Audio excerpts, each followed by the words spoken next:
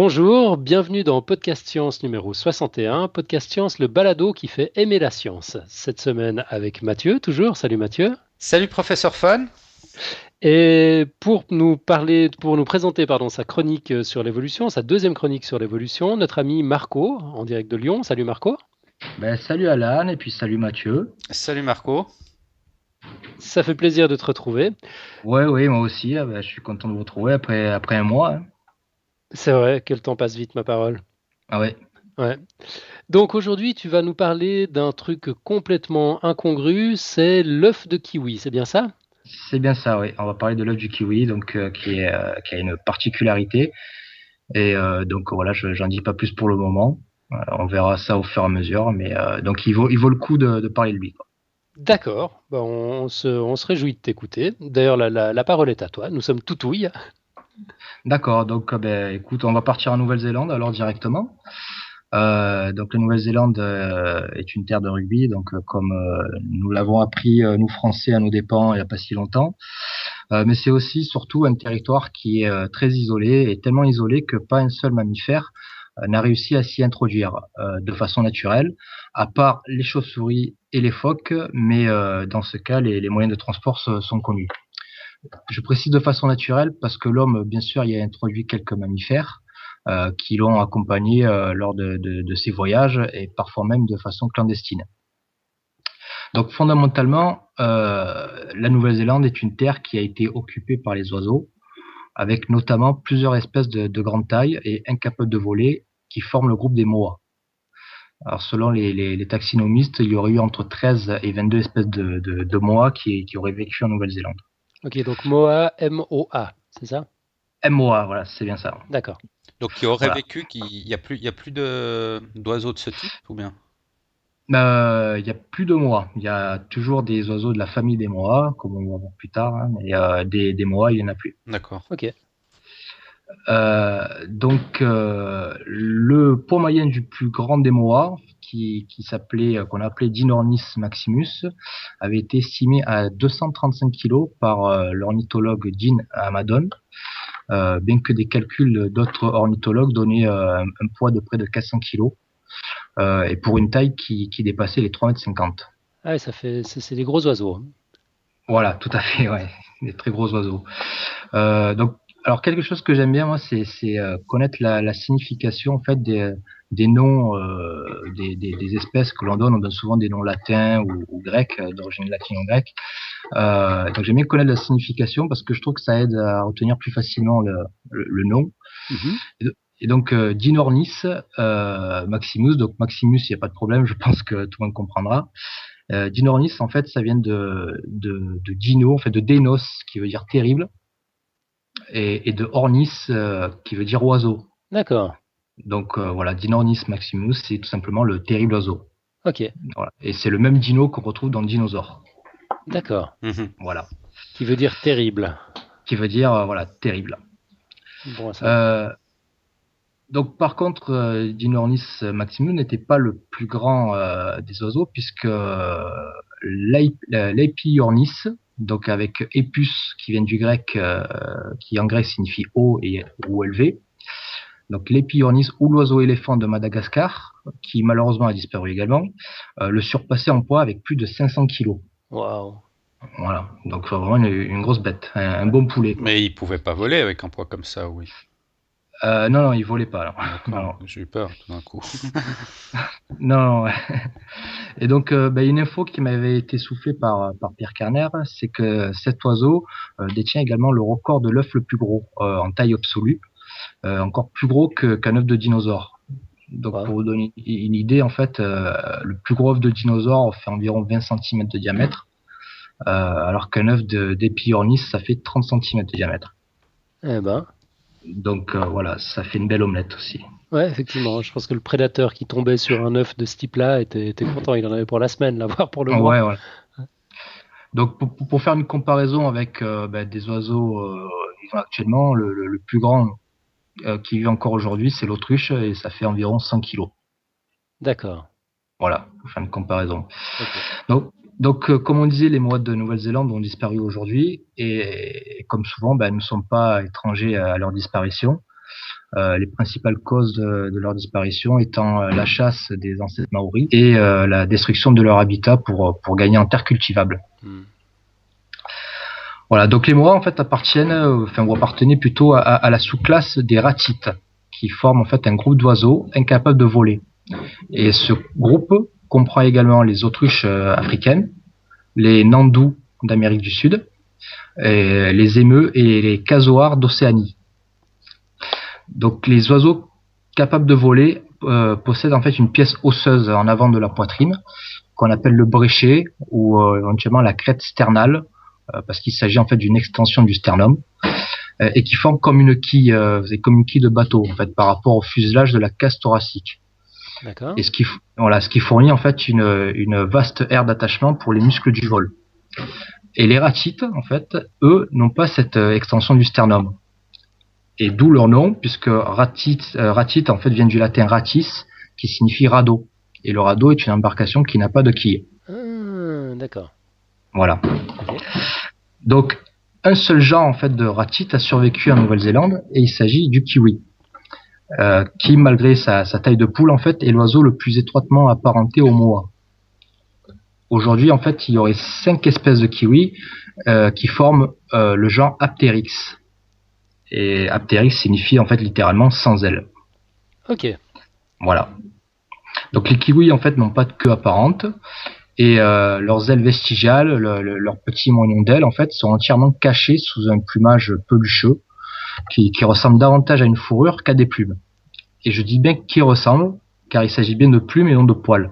Ah ouais. Et voilà, qui sont semblables par leur structure au duvet de la plupart des oiseaux. D'accord. Voilà. Donc le corps des kiwis en fait est monté sur de puissantes pattes, ce qui donne l'impression de deux boules fichées sur deux bâtons, avec le corps qui fait une grosse boule et puis la tête qui est un peu plus petite. Ils se nourrissent de graines, de baies et puis d'autres aliments végétaux, d'araignées, mais ce qu'ils préfèrent en fait ce sont les vers de terre qu'ils trouvent en fouillant le sol avec leur long bec, parce qu'ils ont un bec super long et super fin. Et donc ce bec justement, en fait, dans ce bec se trouvent de nombreuses terminaisons nerveuses sensorielles et notamment olfactives. C'est-à-dire pour sentir. Voilà, pour sentir. C'est de l'odorat. Tout à fait. Voilà. Et donc ce qui est exceptionnel chez les oiseaux, c'est que les kiwis possèdent en fait des narines externes allongées et leur bulbe olfactif est le deuxième plus gros chez les oiseaux en proportion de la taille du cerveau. D'accord. Voilà, devancé seulement a priori ce serait les albatros. D'accord. Voilà. Mais la plus grande bizarrerie du kiwi en fait se rapporte à la reproduction, car l'œuf du kiwi en fait est vraiment une merveille à contempler. Et ça va être le sujet principal en fait de ce podcast, car il est l'œuf d'oiseau le plus gros par rapport à la taille du corps et de loin. Les espèces de kiwis en fait ont un poids qui tourne autour de 2 kilos. Alors il y a un dimorphisme sexuel chez les kiwis généralement. La femelle fait à peu près un tiers de plus que le mâle en masse. Donc ça peut aller jusqu'à 4 kilos pour certaines femelles, mais en moyenne voilà ça tourne autour de 2 kilos. Pour la majorité des espèces. Et l'étude du rapport entre la taille de l'œuf et la taille du corps dans la vie faune en fait montre que des oiseaux de la taille du kiwi devraient pondre normalement des œufs qui feraient entre 55 et 100 grammes. C'est-à-dire en fait comme les poules domestiques. Comme des œufs de poule, ouais. Comme des œufs de poule, voilà, tout à fait exactement. Et les œufs de kiwi brun, peuvent peser jusqu'à 435 grammes. D'accord. Voilà, donc c'est énorme, c'est pratiquement 10 fois plus grand.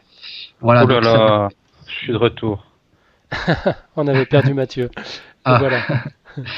Donc voilà, donc je vous ai dit, il faisait à peu près 2 kilos en moyenne des kiwis et 435 grammes en fait, c'est le poids d'œufs que pondraient des oiseaux de 12 kilos. D'accord. Environ. Donc pour faire une image qui serait plus parlante, c'est un peu comme si nos femmes accouchaient de bébés qui feraient 18 kilos. Mais c'est incroyable. Donc, voilà. Incroyable. Donc, ça marche. Je veux dire, la poule n'est pas détruite dans le processus. Apparemment, ça marche bien puisque voilà, ils sont toujours là. Incroyable Et cette puis, histoire. d'ailleurs, il y a une célèbre radiographie en fait qui avait été effectuée dans une réserve naturelle de Nouvelle-Zélande et qui met nettement en évidence ce phénomène en fait, sans qu'il y ait besoin de le commenter. Donc, j'ai mis la photo en fait dans le dossier. Voilà, n'hésitez pas à aller la consulter en fait. Voilà, c'est assez éloquent. Ça fait presque mal même. On a un peu d'empathie pour ces pauvres bêtes. Ouais, ouais, alors moi j'en ai profité pour aller voir, je l'ai sous les yeux. C'est vrai, ça fait mal au cœur, pauvre bête. Voilà. Ouais, la moitié de l'oiseau, c'est l'œuf en fait. Ah non, c'est vrai, c'est vraiment Un bon surprenant. tiers en tout cas, ça c'est juste incroyable. Ouais, ouais. Voilà, mais bon, ceux qui auront écouté en fait le dossier du mois dernier sur la lampe silice auront compris que si je vous parle du kiwi aujourd'hui, c'est pas seulement pour vous faire remarquer l'existence de cette bizarrerie, mais c'est surtout pour tenter de répondre à la question pourquoi il en est ainsi. Mhm. Voilà, donc généralement les biologistes et évolutionnistes approchent ce genre d'énigme en se demandant quelle utilité peut avoir le trait en question. Et puis ils admettent que la sélection naturelle a œuvré pour intégrer cet avantage dans le mode de vie de l'animal. D'accord. Voilà, les plus grands succès de cette méthode concernent les structures étranges qui ne semblent avoir aucun sens a priori ou qui paraissent aux premiers abords disproportionnées et peut-être même nuisibles, comme le du kiwi par exemple.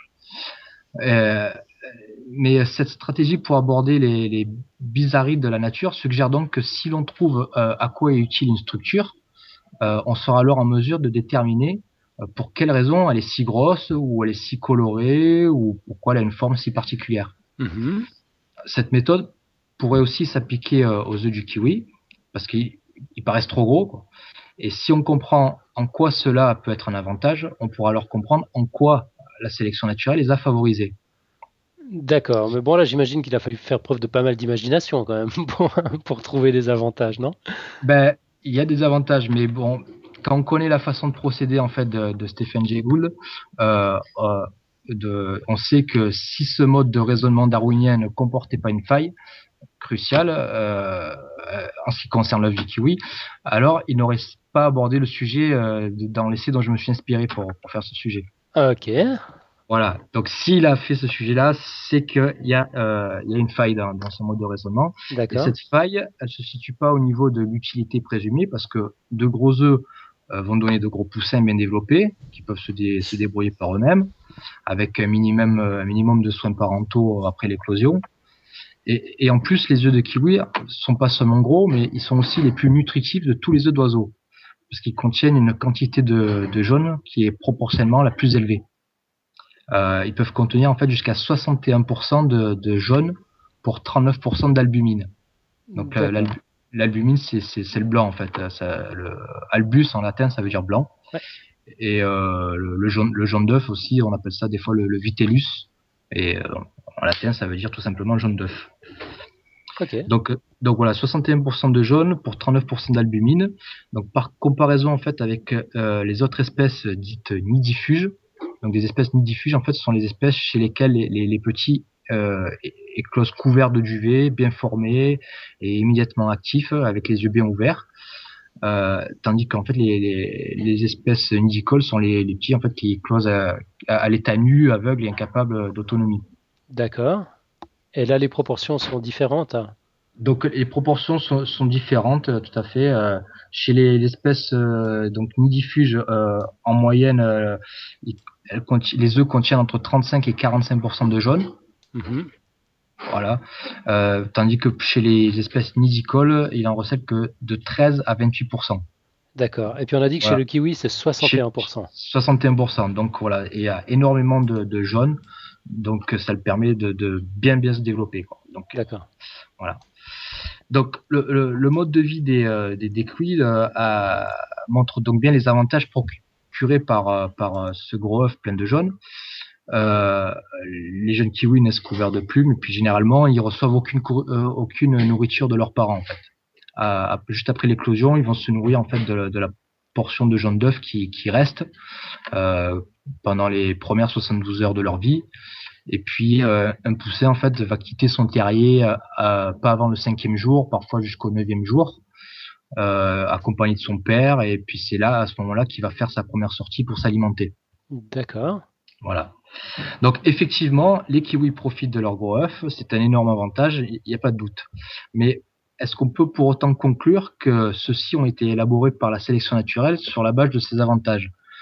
Est-ce que ce serait pas une erreur de raisonnement que Donc c'est là qu'il y a la faille, c'est ça? voilà, est-ce que c'est pas une erreur de raisonnement que d'extrapoler que l'utilité présente d'une structure nous indique la raison de son apparition en fait? Donc Gould lui caractérise cette erreur de raisonnement par une phrase en fait qu'il aurait certainement aimé élever au statut de théorème. Il dit: il ne faut pas mettre le signe égal entre l'utilité présente d'une structure et son origine historique. D'accord. Autrement dit, en fait, lorsqu'on a démontré qu'un trait donné fonctionne bien, on n'a pas pour autant résolu le problème de savoir comment, quand et pourquoi il est apparu. Donc voilà, l'explication d'un bon fonctionnement peut toujours avoir une interprétation alternative. Donc il ne s'agit pas de nier en fait qu'une structure présentant une utilité donnée peut avoir été élaborée par la sélection naturelle. Donc ça, c'est souvent le cas comme ça. Mais elle peut aussi être apparue pour une autre raison ou même sans raison, puis a pu être cooptée pour sa fonction présente. On l'a vu par exemple dans le dossier du mois dernier sur la préadaptation de la lampe silice. Ouais. Je sais pas si vous vous souvenez, mais oui, c'était un peu un raisonnement de poule et d'œuf. On se demandait comment cette petite excroissance en forme de poisson a pu se développer spontanément en forme de poisson. C'était ça. Hein. voilà. Et puis, tu avais précisé qu'en fait, c'était pas le cas. Il y avait une autre utilité au départ. Au départ, le manteau, voilà, avait une utilité qui était d'aérer en fait les larves. Ouais. Et puis bon, le hasard a voulu que cela attirait les poissons. Puis bon, après ça, le manteau s'est développé, mais donc ce genre en fait d'erreurs de raisonnement qui consiste à extrapoler en fait trop vite l'utilité présente à l'origine biologique se rencontre dans tous les domaines où l'on essaie de déduire l'histoire passée à partir de l'état présent du monde. Et puis un exemple qui est très connu de ce raisonnement qu'on appelle en fait raisonnement panglossien. Ça vient de, je sais pas si vous connaissez Pangloss, en fait, c'est dans. C'est Candide, c'est ça, de Voltaire. Candide, voilà, Candide de Voltaire. Je crois qu'il dit quelque chose comme que le nez est parfaitement placé en fait pour porter des lunettes. Ouais, exactement. Ouais. Et il se trouve que nous portons des lunettes, quoi. Enfin voilà. Donc c'est un raisonnement panglossien en fait, et donc le raisonnement le plus connu en fait panglossien, c'est l'interprétation de ce que les cosmologistes en fait appellent le principe anthropique. Vous voyez ce que c'est déjà le principe anthropique, ça vous parle un peu? Ouais, ça nous parle. Mathieu, Ouais, je suis sûr que ça te parle plus qu'à moi. Je crois que j'avais déjà abordé un peu cette idée dans un ou l'autre dossier. Mais ouais, c'est un peu l'idée de dire que tout l'univers finalement est préparé ou prévu pour une fin humaine, un peu. C'est un peu ça l'idée, non? Pour que l'homme, en tout cas, puisse apparaître, qu'il y a toutes les conditions nécessaires. Voilà. Voilà, exactement, c'est ça. C'est que de nombreux physiciens en fait avaient souligné que la présence de la vie sur Terre cadrait exactement avec les lois physiques régissant l'univers, dans le sens qu'en fait que si celle-ci avait été légèrement différente, la vie ne serait peut-être jamais apparue sur Terre et nous serions pas là. Voilà.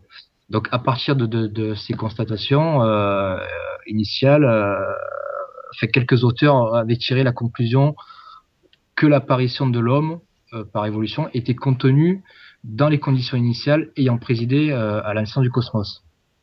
Mais en réalité, en fait, l'adéquation présente de la biologie humaine avec les lois physiques, elle permet de tirer aucune conclusion. Parce que si nous sommes ici, en fait, nous devons forcément être en conformité avec les lois physiques. Si ce n'était pas le cas, nous ne serons pas là. Ouais, forcément. Bien sûr. Voilà, nous ne serons pas là, mais il y aurait certainement quelque chose d'autre à la place et qui proclamerait tout aussi orgueilleusement que nous que le cosmos a été créé dans la perspective de son apparition ultérieure dans l'univers. Logique. Voilà, donc c'est ça le type de raisonnement panglossien. Donc là, on est dans le même cas. Alors revenons aux œufs de kiwi justement. La plupart des auteurs en fait se sont posé le problème ainsi.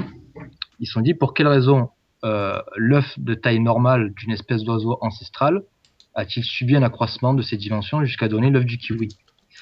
Mais d'autres personnes, et notamment William Calder de l'Université d'Arizona, ont posé le problème autrement et aboutissant à une interprétation carrément opposée et qui paraît bien plus vraisemblable compte tenu des arguments qui la soutiennent et qu'on va voir. D'accord. Voilà, donc selon cette nouvelle manière de voir, en fait, les kiwis représenteraient des nains sur le plan phylétique issus d'une lignée d'oiseaux beaucoup plus grands. D'accord. Ok. Donc, puisque leurs ancêtres en fait pondaient de gros œufs qui étaient appropriés à leur taille, les kiwis en fait n'ont tout simplement pas ou peu réduit les dimensions de leurs œufs. En d'autres termes, en fait, ce sont pas les œufs de kiwi qui sont devenus plus grands, ce sont le corps des kiwis qui sont devenus petits. Et l'œuf est resté le même. Et l'œuf est assez réduit dans des proportions Moindre. plus faibles, mais on va voir pourquoi. D'accord, donc un oiseau qui pesait 500 kilos, au fil de l'évolution, s'est mis à n'en peser plus que 2, et puis son œuf, au lieu de peser les 50 grammes qu'il devrait peser, est quand même resté disproportionné. Voilà, grosso modo, c'est ça. Alors, c'est pas 500, je pense pas que les ancêtres des kiwis pesaient 500 kilos. Je pense que les kiwis sont proches des moas, enfin, ce sont des ratites, donc, ils devaient peser 100 kilos, 200 kilos peut-être. D'accord. Voilà. Bon, il n'existe aucune preuve directe en fait pour appuyer cette interprétation, c'est-à-dire qu'en fait il n'existe pas de fossiles qui permettent de prouver que les kiwis sont une forme naine des moas. Mais il y a de nombreuses données qui sont obtenues par inférence qui permettent d'aller dans ce sens-là. Et le meilleur argument pour regarder les kiwis comme beaucoup plus petits que leurs ancêtres, en fait, est la grande taille de leurs plus proches cousins que sont les moas. Alors, ça dépasse pas le cadre de la simple conjecture, hein, car on pourrait dire que les kiwis et les moas en fait partagent un ancêtre commun qui avait la taille des kiwis, et que ce sont les moas en fait qui ont subi ultérieurement un accroissement de leur dimension. Mais comme les kiwis en fait sont les plus petits des ratites et qui sont bien plus petits en fait que les autruches et les landous, les émeus, les casoars, il est bien plus probable en fait que ce soit les kiwis qui aient subi une diminution de leur taille plutôt que tous les ratites en fait qui aient subi un accroissement. Ça tient la route, effectivement. Voilà, on peut pas avoir la certitude en fait sans preuve directe dans cette fossile, évidemment. Mais bon, il serait pervers en fait de penser le contraire. Ouais. Voilà. Ok. Donc Calder en fait a noté également que sous de nombreux aspects, et puis quelques-uns étant même curieux, les kiwis n'ont pas une morphologie et un mode de vie qui étaient associés aux oiseaux, mais plutôt aux mammifères. Par exemple, en fait, ils sont les seuls dans l'avifaune à avoir des ovaires des deux côtés, puisque l'ovaire droit habituellement dégénère en fait chez tous les autres oiseaux, alors que chez le kiwi c'est pas le cas. Ce qui fait que les œufs en fait sont pondus alternativement par un ovaire puis par l'autre, comme chez les mammifères. Vachement intéressant. Voilà. Autre ressemblance, un oiseau de la taille du kiwi a normalement une couvaison de 40 jours, alors qu'un mammifère de ce poids en fait aurait une gestation d'environ 80 jours. Et à votre avis, quelle est la durée de couvaison d'un kiwi ? Quelques dizaines de jours. Non. Allez, on va dire 80. Voilà, exactement. Alan, tu as raison. En fait, le kiwi a une durée de couvaison de 70 à 84 jours. Voilà, suivant les espèces. Donc, au niveau des mœurs, le kiwi vit dans un terrier. Il a un plumage, donc comme je disais au début, qui évoque une fourrure. Et il a pour habitude de chercher sa nourriture la nuit, ce qui corrélativement en fait a développé son sens olfactif aussi, dont je parlais au début. Alors voilà, ce sont des mœurs en fait qui sont typiquement mammaliens, parce qu'il faut toujours avoir à l'esprit que le mode de vie originel est fondamental en fait des mammifères, et puis qui est encore le mode de vie d'une majorité d'espèces de mammifères. C'est un mode de vie nocturne, discret, furtif, avec un sens de l'odorat très développé, et puis par-dessus tout en fait cela suppose une taille réduite. Donc les mammifères en fait n'ont connu leur essor qu'après la disparition des dinosaures, et pendant les 2/3 en fait de leur histoire géologique, ce furent de petites créatures vivantes cachées dans un monde dominé par les dinosaures. Donc pour qu'un oiseau en fait de grande taille puisse présenter un mode de vie fondamentalement mammalien, en l'absence de vrais mammifères, puisque comme je le disais, en Nouvelle-Zélande, il n'y avait pas de mammifères qui avaient réussi à s'introduire, un processus de diminution des dimensions était sans doute nécessaire comme première étape. Ok. Voilà. Donc, mais la question qui vient alors à l'esprit, en fait, c'est en quoi cette tendance au nanisme permet-elle d'expliquer que leurs œufs soient restés si gros? Parce qu'on pourrait dire que la dimension des œufs aurait pu décroître elle aussi en restant proportionnelle à la taille du corps. Ce serait logique, effectivement. Voilà. Et puis atteindre, comme ils ont la taille d'une poule, ils auraient dû avoir donc des œufs qui ont la taille des œufs de poule, quoi. Alors la réponse, en fait, elle nous est apportée par de nombreuses recherches en allométrie. C'est-à-dire, en fait, l'allométrie, c'est l'étude des changements de forme et de proportion des organismes lorsqu'ils croissent ou décroissent. Donc, il y a des premiers travaux qui avaient été faits en 1925 par Julian Huxley et qui avaient montré qu'en parcourant la gamme des espèces allant de l'oiseau-mouche au moa, la dimension relative de l'œuf décroît de manière régulière et prédictible, en fait, à mesure que le corps décroît. D'accord ? D'accord. Donc voilà, ces travaux en fait avaient été prolongés en 1945. Cette fois-ci, c'était Samuel Brody en fait qui s'y était collé et il avait établi en fait pour établir cette relation en fait, il avait passé un logarithme et il avait abouti en fait à une courbe avec une pente de 0,73. Puis en 1975, ce sont trois chercheurs, Rand, Paganelli et Haar, qui avec une base de données encore plus nombreuse, qui avait cette fois-ci 800 espèces d'oiseaux, avaient obtenu une valeur de 0,67. Donc ils avaient affiné cette valeur, 0,67, c'est-à-dire de 2 tiers. D'accord. Voilà.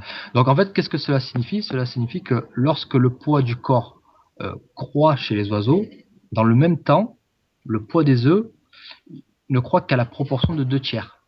D'accord, ok. Et puis inversement, quand le poids du corps décroît, le poids des œufs, il décroît plus lentement, de sorte que les oiseaux de petite taille, en fait, ont proportionnellement des œufs plus lourds. Des œufs plus grands, ok. Voilà. Ah, c'est fou ça. Mais ces résultats, en fait, ils expliquent toujours pas, en fait, l'excessive dimension des œufs du kiwi, puisqu'ils sont vraiment énormes, ils sont bien plus gros que les œufs que devraient avoir des oiseaux selon cette courbe de pente 0,67. Voilà. Mais les courbes, l'allométrie en fait a aussi donné une autre loi générale et qui cette fois-ci va s'avérer plus pertinente parce que la courbe précédente en fait de pente 0,67, elle se rapporte à un type d'allométrie qui concerne une distribution interspécifique. C'est-à-dire en fait que chaque point de la courbe correspond à une espèce différente. D'accord. Et les allométriciens ont établi en fait des centaines de courbes interspécifiques comme ça chez les oiseaux, chez les mammifères. Mais ils ont également établi un autre type d'allométrie qui porte cette fois-ci sur les distributions intraspécifiques. C'est-à-dire au sein de la même espèce. Voilà, c'est-à-dire qu'en fait chaque point de la courbe en fait correspond à un individu de la même espèce, quoi. Ouais, d'accord. Exactement. Donc les études sur l'allométrie ont permis de dégager une loi importante, c'est que pour une relation donnée entre caractères particuliers, la pente de la courbe intraspécifique est en général beaucoup plus faible que celle de la courbe interspécifique. D'accord. C'est-à-dire qu'en fait la taille du caractère en question, en fait, il diminue encore plus lentement. Alors par exemple, l'un des cas les plus étudiés, c'est celui de la courbe du poids du cerveau par rapport au poids du corps. Et dans la gamme des espèces qui vont de la souris à l'éléphant, cette courbe elle a une pente d'environ 2 tiers, donc comme précédemment chez les oiseaux pour la taille de l'œuf. Mais lorsque cette courbe elle est établie pour une gamme d'adultes de poids croissant au sein d'une même espèce donnée de mammifères, elle a presque toujours une pente bien inférieure et se situe généralement entre 0,2 et 0,4. Donc, c'est-à-dire que, en d'autres termes, alors que l'accroissement du cerveau est égal aux 2 tiers de l'accroissement du corps, quand on considère une gamme d'espèces de poids croissant, il n'est égal en fait qu'au 5e ou au 2/5 de celui du corps quand on considère une gamme d'espèces, d'une gamme d'individus, au sein d'une même espèce. C'est clair? Je crois que j'ai un petit peu perdu le fil, mais ça veut dire finalement que si au sein d'une espèce les individus rapetissent, leur cerveau reste proportionnellement un peu plus grand, c'est ça? Voilà, c'est ça, c'est que quand on regarde les courbes pour différentes espèces, en fait, Mhm.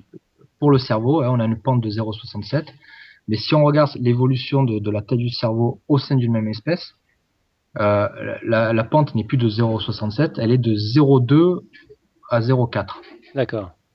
D'accord? Donc le cerveau, en fait, la taille du cerveau diminue ou croît plus lentement Ouais. Ok. D'accord. Au sein d'une même espèce. au sein d'une même espèce. Voilà. Mhm. Donc si cette loi, en fait, est aussi valable pour la dimension des œufs, bah, cela peut résoudre en fait le paradoxe du kiwi.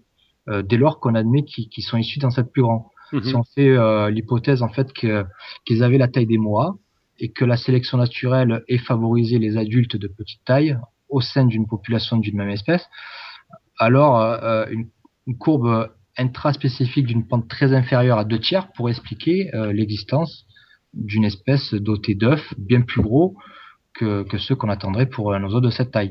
Ouais, Mhm. d'accord. D'accord. Donc la question en fait qui vient, c'est quelle est donc la pente de la courbe intraspécifique poids de l'œuf par rapport au poids du corps euh, pour le kiwi. Alors il y a pas de données qui existent chez le kiwi exactement, mais dans un ouvrage en fait de Samuel Brody qui date de 1945 et qui s'appelle en fait en anglais Bioenergetics and Growth, on peut trouver que chez la volaille domestique, l'accroissement du poids de l'œuf est égal à 15% de l'accroissement du poids du corps. D'accord. Voilà. Et donc Brody d'ailleurs, il dit même à ce propos qu'il vaut mieux élever des petites poules, car la taille des œufs en fait varie très peu par rapport aux plus grosses, alors que la masse corporelle est très abaissée. Mhm. Donc la petite perte de volume de l'œuf en fait, elle est largement compensée par la forte diminution du coût en entretien alimentaire. Ouais, bien sûr. Voilà.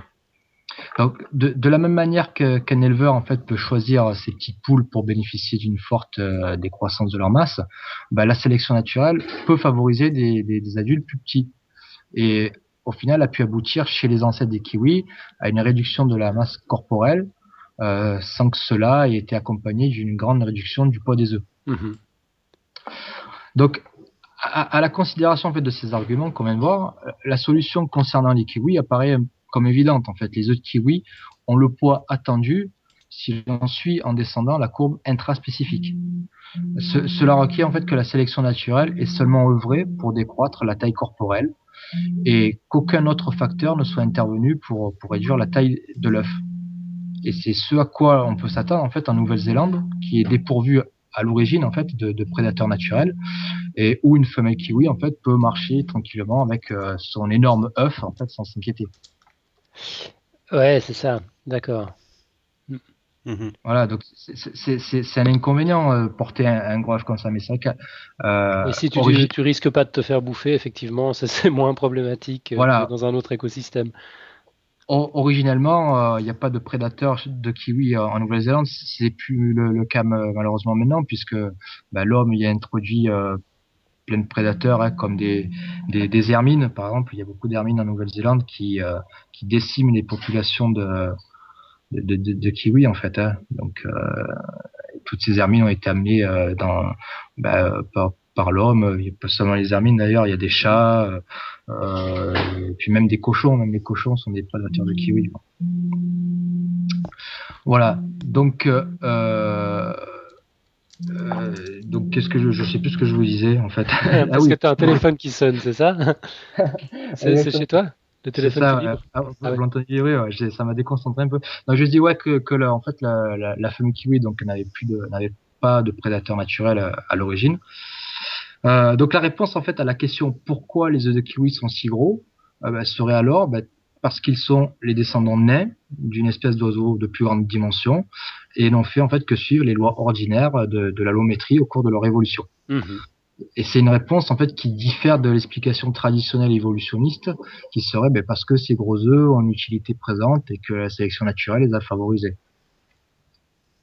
Voilà. Ouais, ok. Donc on arrive au bout de ce dossier et en conclusion et pour résumer, donc il est important de comprendre en fait que ce mode de raisonnement par l'invocation des circonstances historiques, trop souvent négligé, a permis de résoudre en fait beaucoup de problèmes évolutifs de cette façon, quoi. Mais en fait, c'est un peu un cas d'école pour d'autres cas de figure similaires. Cet exemple de l'œuf du kiwi, ouais. Voilà, donc c'est un exemple pour montrer que on peut pas invoquer tout le temps la sélection naturelle en disant ben voilà c'est une utilité, donc c'est que la sélection naturelle l'a favorisé. Des fois voilà il faut voir en fait le problème un peu à l'envers et autrement, quoi. Donc c'est sûr que la sélection naturelle est omniprésente dans la nature, quoi, mais voilà, il faut être capable de voir les problèmes évolutifs en fait d'une autre façon, quoi, et pas négliger en fait les circonstances historiques. Ouais.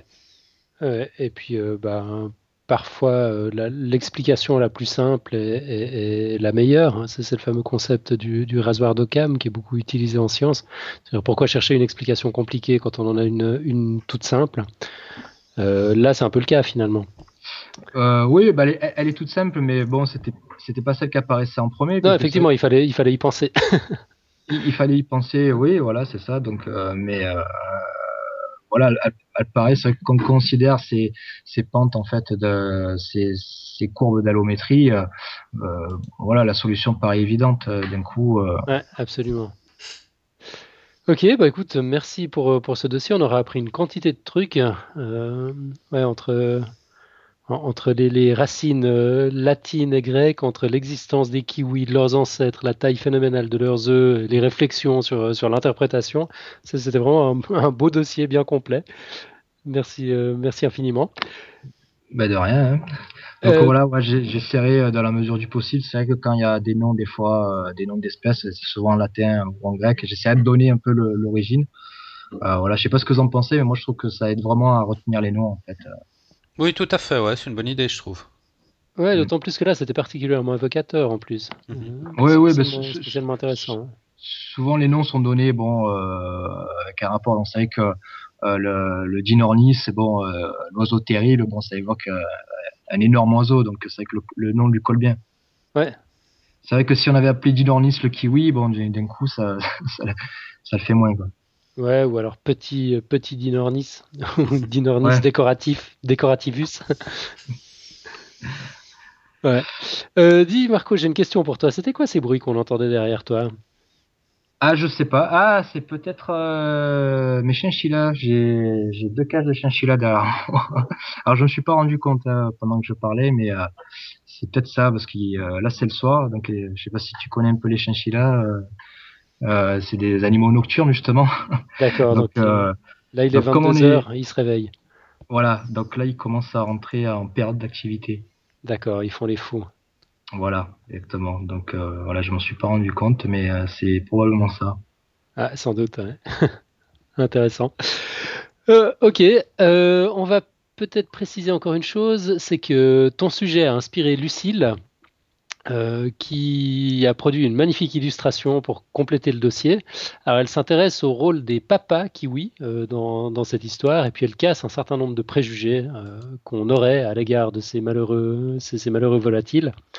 Donc la justice à l'égard des papas kiwis est rétablie. Il suffit d'aller sur le site pour voir ce qu'a fait Lucille. C'est vraiment excellent.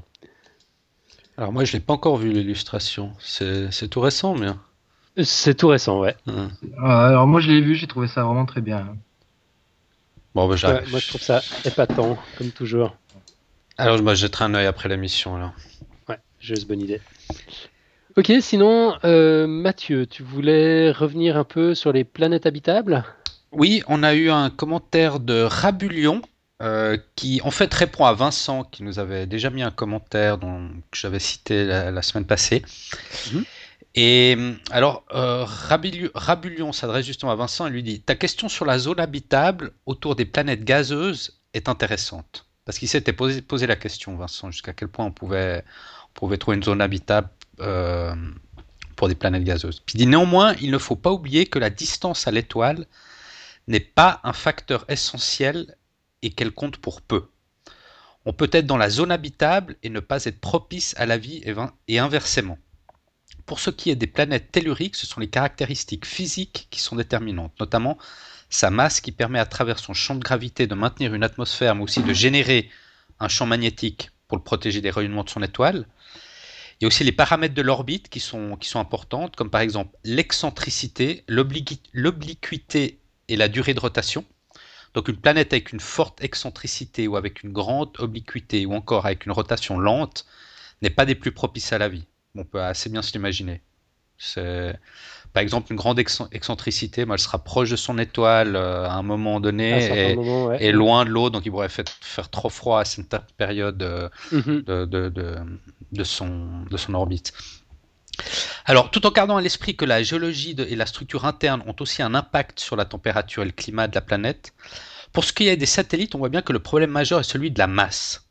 La majorité sont trop petits pour garder une atmosphère. Le seul dans le système solaire est en Titan. Et ils se refroidissent rapidement car ils ont peu ou pas d'activité géologique. L'étude des exoplanètes laisse entrevoir des perspectives intéressantes, même si les défis technologiques sont immenses. Surtout pour accéder aux satellites des exoplanètes gazeuses. L'avenir nous le dira. Pour compléter ce commentaire, je me permets de vous laisser les références d'un livre passionnant sur l'histoire de Mars, donc qui s'appelle Mars, planète bleue, point d'interrogation, de Jean-Pierre Bibring, ou Bibring, je ne sais pas comment on prononce, responsable de l'instrument Oméga sur la sonde Mars Express, paru chez Odile Jacob en 2009.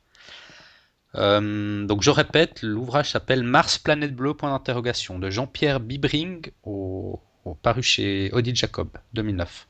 Ok, bon, on l'ajoutera à la liste de livres recommandés par les poditeurs. On a une page de livres maintenant. Et Rabulion s'adresse aussi à Guillaume qui nous avait répondu sur comment on pouvait définir le terme géologie pour la planète Mars. Ouais, c'était l'arésologie, je crois. Il avait dit qu'en français, il n'y avait pas de mot et qu'en anglais, il y avait areology. D'accord. Et par contre, alors là, Rabulion dit à Guillaume que pour ce qui est de la géologie martienne, je crois qu'on peut dire aréologie. Donc peut-être, il faudrait regarder dans le dictionnaire si ça existe en fait. Tout simplement. Ok. Je vais faire ça tout de suite. Et sur le même ordre d'idée, il y a Tom au carré qui nous dit, et donc si un jour on construisait un aéroport sur Mars, ça pourrait être un aréoport. À moins que ce ne soit, bah oui, évidemment. à moins que ce ne soit un astroport martien. Les dyslexiques et les enfants vont adorer. Ouais, sympa la remarque, bien vu. Ouais. Aéroport, donc c'est correct, mais sur Mars. Ouais, et sur Terre, c'est aéroport. Voilà. Et puis, en parlant de dictionnaire, je viens de jeter un coup d'œil sur le Wiktionnaire, c'est le projet de Wikipédia de dictionnaire collaboratif. On y trouve aréologie. Et la définition, c'est la science qui a pour objet l'étude des matériaux qui composent la planète Mars. Donc apparemment, c'est bien un mot de français. C'est bien un mot français. Ouais. Ok, parfait. Ouais, décidément. C'est depuis que tu as fait ton numéro sur la linguistique, enfin sur l'origine des langues, là, qu'est-ce on devient calé sur le sujet. Ouais, effectivement. C'est épatant. Sinon, alors on avait un. C'est sur les neutrinos, non ? Exactement, ouais. Un retour sur les neutrinos dont j'ai oublié de parler la semaine dernière. J'en suis tout à fait désolé, enfin je m'en excuse auprès de son auteur, Xochi Pili, qui nous dit merci pour votre dossier sur les neutrinos, c'est très bon. Un commentaire tardif, mais après tous les podcasts sont faits pour être lus en retard. Si l'on confirmait que les neutrinos vont plus vite que la lumière, il me semble que ce ne serait pas un petit problème pour la théorie de la relativité qu'on pourrait compléter avec un bout de sparadrap. Je m'explique.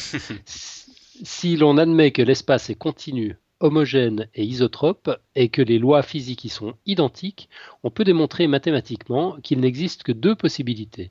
Soit aucune vitesse limite, c'est le cadre de la relativité galiléenne qui additionne les vitesses, soit une vitesse limite qu'on appelle c, voire un billet donc qu'on mettra en lien pour la démonstration. Jusqu'ici, la vitesse de la lumière était la bonne candidate pour cette vitesse limite c. Si ce n'est pas le cas, les photons iraient à une vitesse inférieure à c, et là, il y a un problème, car comme leur masse est nulle, leur énergie vaudrait alors E égale mc carré égale 0. formule valable pour toutes les particules ne se déplaçant pas à la vitesse c.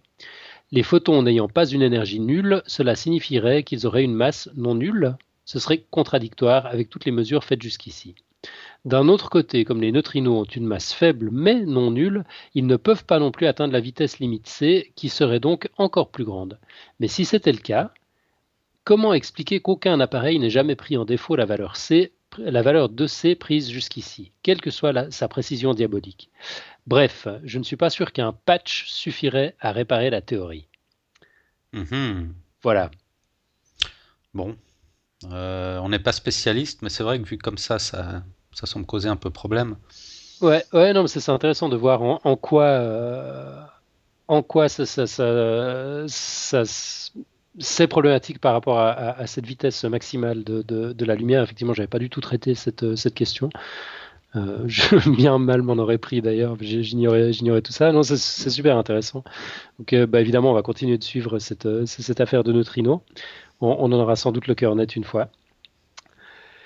Et d'ailleurs, à ce sujet, alors je sais pas si parce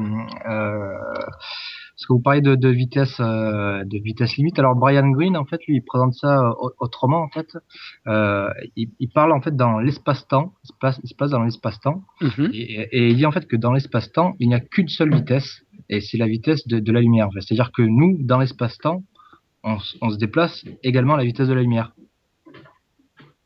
Vous voyez, c'est-à-dire que il faut imaginer en fait un repère, par exemple un repère orthonormé où on aurait d'un côté on va dire les trois dimensions de l'espace, et puis une autre dimension qui ferait pour faire l'image en fait, imaginez quand vous allez à 100 km/h en fait vers le nord, d'accord, et imaginez d'un coup, vous décalez un peu votre vitesse vers l'est, en fait, tout en conservant votre valeur absolue de la vitesse, qui serait toujours 100 km/h. Vous allez aller moins vite vers le nord, mais vous allez aller plus vite vers l'est. Vers l'est. Ouais. Donc là, ça serait un peu pareil, c'est-à-dire que on va tous à la même vitesse, mais c'est-à-dire que nous, quand on se déplace pas, on va en fait à la vitesse maximale dans le temps, vers la direction dans l'ordonnée du temps. Vous voyez ce que je veux dire? Ouais, d'accord. Bon, on va au minimum. On fait des boucles sur nous-mêmes quand on reste sur place, en fait. Quoi. Voilà, mais moi j'aimais bien en fait cette représentation parce que bon, je trouvais ça faisait un peu rêver. Donc en fait, on va à la vitesse de la lumière dans l'espace-temps. Ouais, c'était dans l'univers élégant, c'est ça? Tout à fait, c'est ça. Ouais, j'avais un peu zappé cette partie. Non, mais ça m'avait marqué, moi. C'est vrai que c'est pas facile à expliquer comme ça, là, je m'en rends compte, mais. Ouais, c'est effectivement. Ouais. Ok. Sinon, on avait encore Ethaniel qui nous disait quelque chose au sujet des neutrinos. Il disait, saviez-vous qu'un neutrino créé au centre du Soleil met moins de 3 secondes à en sortir, tandis qu'un photon met, à cause de ses absorptions-réémissions, entre 10 000 et 170 000 ans à en sortir. Il nous met un lien sur un sous-site de la NASA qui explique le phénomène. C'est épatant. C'est incroyable, ça. Ouais, c'est fou, hein. Donc la lumière reste coincée dans le Soleil avant de pouvoir sortir à cause des explosions permanentes. Ouais, moi ça. J'avais entendu cette info aussi également. Je ne me rappelais plus des durées. Moi, je pensais en millions d'années même, tu vois. Mais j'avais entendu qu'un photon mettait énormément de temps en fait pour se dégager du Soleil. Quoi. Ouais. Voilà. Donc quand il met 8 minutes pour arriver sur Terre, c'est après avoir lutté pendant 10 000 à 170 000 ans. C'est ça, non, mais c'est incroyable quand on y pense en fait. Ça. Ouais, c'est épatant. Voilà, sinon encore quelques petites annonces et puis on arrive gentiment au bout. Encore quelque chose que j'ai complètement oublié de dire la semaine dernière, j'en suis tout à fait navré, je m'excuse cette fois auprès de John Kalak, qui nous avait envoyé un tweet concernant un scénariste BD qui recherche un physicien nucléaire pour une collaboration. Donc la news a été relayée évidemment par Strip Science et par le Café des Sciences, mais on la relaye nous aussi. Si jamais vous écoutez le podcast, que vous êtes physicien nucléaire ou que vous connaissez un physicien nucléaire qui serait intéressé à donner un coup de main à un scénariste pour compléter une BD sur la question, prenez contact avec nous, on vous mettra en contact. Et puis encore une dernière petite chose, je voulais faire un petit coucou à Mantine, un petit clin d'œil comme ça. Mantine, c'est un peu la mascotte des podcasteurs francophones. Elle nous écoute tous, elle interagit avec tout le monde. Elle nous a écrit un message la semaine dernière pour nous signaler que le son lors de l'enregistrement était pas terrible. C'est vrai qu'on entendait la voix de Mathieu qui partait et qui revenait. Bon, cette semaine, je crois que la voix de Mathieu est stabilisée. Par contre, j'ai quelques doutes concernant celle de Marco. Alors, désolé d'emblée. Ouais, j'ai peur que l'enregistrement d'aujourd'hui soit pas des meilleurs non plus, quoi. Mais... Ouais, c'est vrai, j'ai eu un petit problème de micro, donc bon, on a fait comme on a pu. Mais je crois qu'il va falloir que j'investisse dans un bon micro. Ouais, je pense que c'est une bonne idée. S'il y a un investissement à faire en tant que podcasteur, c'est celui-là. Voilà, en plus c'est bientôt Noël, donc je sais ce que je vais demander. Bah voilà. C'est parfait. Bon, en tout cas, un bisou à Mantine en passant. Merci d'être aussi présente, de nous connecter les uns avec les autres, d'interagir autant. C'est toujours un plaisir. C'est top. Et puis bah là, on arrive gentiment au bout, mais évidemment, on ne peut pas arriver au bout sans le moment phare que tout le monde attend. Mathieu, tu nous vois venir? Oui, c'est l'heure de la quote. Oui, alors aujourd'hui, une quote de David Gross, qui est, c'est un physicien spécialisé dans la théorie des cordes, mais il nous dit une quote qui a absolument rien à voir avec ça, qui est beaucoup plus générale. Donc, je vous rassure tout de suite, c'est okay. La science efface l'ignorance d'hier et révèle l'ignorance d'aujourd'hui. Ah, j'aime ça, ça me plaît. Ah, c'est pas mal, ouais. Ah, elle est bien poétique, celle-là aussi, j'aime bien. Ouais, non, c'est top. Rien à ajouter, c'est magnifique. Ok. Parfait. Donc, on se retrouve la semaine prochaine, en principe, avec un invité, si tout va bien. Si tout va bien. Ouais. Et encore un petit point de confirmation qui doit être fait. Mais normalement, on devrait l'avoir, ouais. Ouais. Donc, on va parler de géologie. Ouais, on n'en a encore jamais parlé sur Podcast Science. Ça va être une chouette émission, je pense, de géologie. Enfin, plus particulièrement des risques liés au mouvement de versants, glissement de terrain, ce genre de choses. Donc, avec un invité qui travaille à la prévention de ces phénomènes, ou en tout cas leur prédiction, effectivement, ça va être super intéressant. Je pense qu'on aura plein de choses à apprendre. Mm-hmm. Ok, donc on se retrouve la semaine prochaine. Ok, merci Marco pour ton dossier. Ben, merci à vous. Et Marco, on te retrouve dans un peu plus d'un mois. Oui. Ouais. Enfin, sauf si on t'appelle à l'improviste pour dépanner comme ça, si on a un souci d'invité.